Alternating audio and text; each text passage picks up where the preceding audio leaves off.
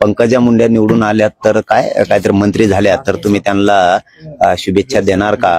तर ते म्हणले होते अजिबात देणार नाही, जवळ करणार नाही, जे मला पाडायला उठले त्यांना मी शुभेच्छा देणार नाही.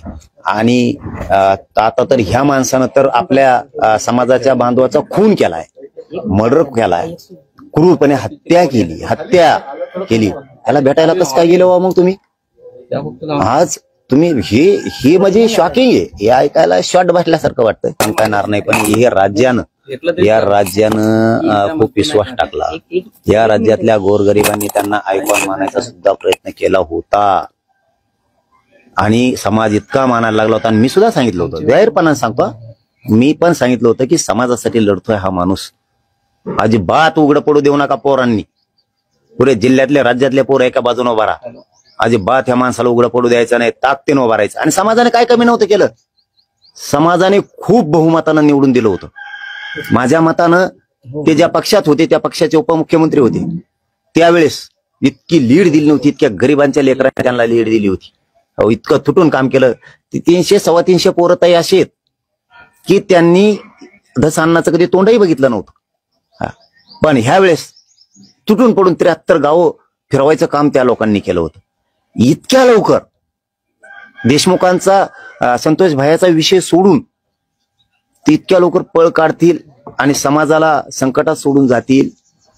आणि उन्हात पडलेलं देशमुखांचं घर त्याच्यावरती इतक्या लवकर छत्रही धरलेलं जाळून टाकतील, कधीही वाटलं नव्हतं.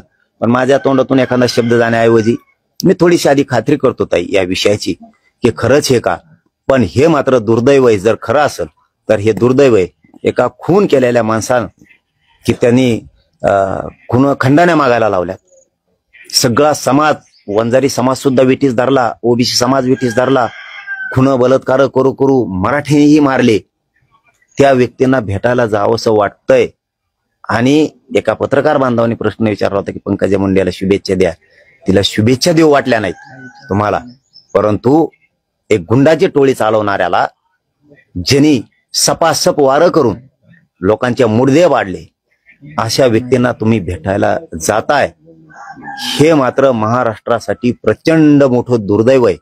याच्यावरती समाजाने कोणावर विश्वास ठेवायचा. पण हरकत नाही, मनोज जरांगे आहे ना, ज्या दिवशी समाजाला अडचणीचा पठ्ठ्या इथं बसलेला खंबीर यांना 6 कोटी मराठी आहेत, यांच्या जीवावरती माझा मराठा समाज चालणार नाही.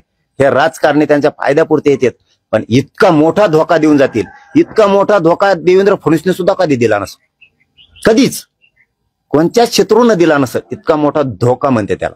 पण आता मी काय म्हणतो, पुन्हा मी शब्द बोलून जायचो आणि एक खोटं निघावं म्हणून मी पूर्ण माहिती घेतो संध्याकाळपर्यंत. मी अचानक खाली आलोय आणि करतो. आणि जरी भेटले असले तरी त्यांनी समाजासाठी लढावं पुढं आणखीन सुद्धा, ही सुद्धा अपेक्षा त्यांच्याकडून.